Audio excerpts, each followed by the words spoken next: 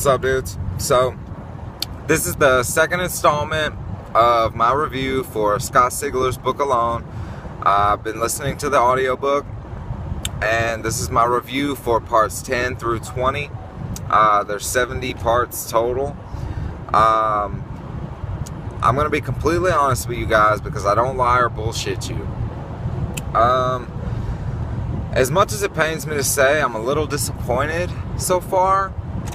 And it's probably because there's still 9 hours of listening time, so everything I'm waiting for is probably within this 9 hours.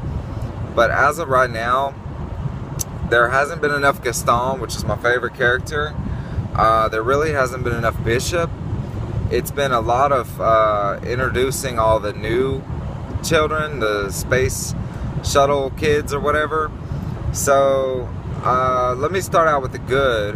What I did like about it was Brewer, and let me go ahead and say in this video there's also going to be a shit ton of spoilers, so if you don't want to hear the spoilers, please cut the shit off right now because I'm fixing to just rip into it. But what I did like was Brewer. Fucking awesome. I love Brewer. He has to be probably my second favorite character in the book, but unfortunately he is old as shit and senile, and he does die. So we lose Brewer, which I did not like, but is very understandable. The guy was fucking ancient, 1,000 years old. He was already losing his shit, going pretty much crazy. He's like in and out of reality. He keeps confusing M with the young Matilda. We find out that Aramovsky's name was Boris, B. Aramovsky.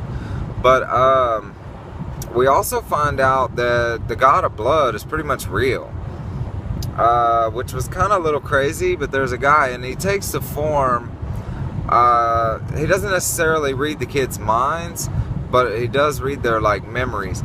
And he takes the form of Juan's mom, and then he also takes the form of M's dad.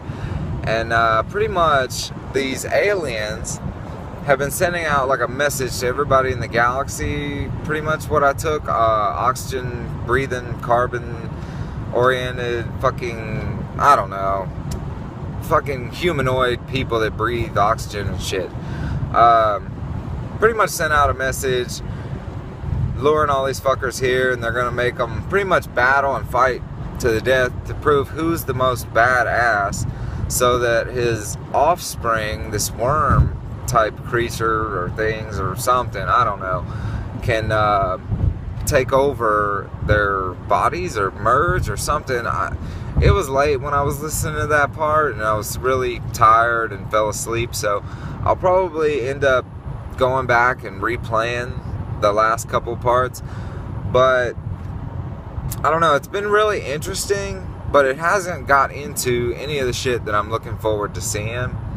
So I'm a little disappointed with parts 10 through 20, but I feel like it's getting to the good shit. So hopefully it'll be to the good shit soon. But that's pretty much all I got from this part.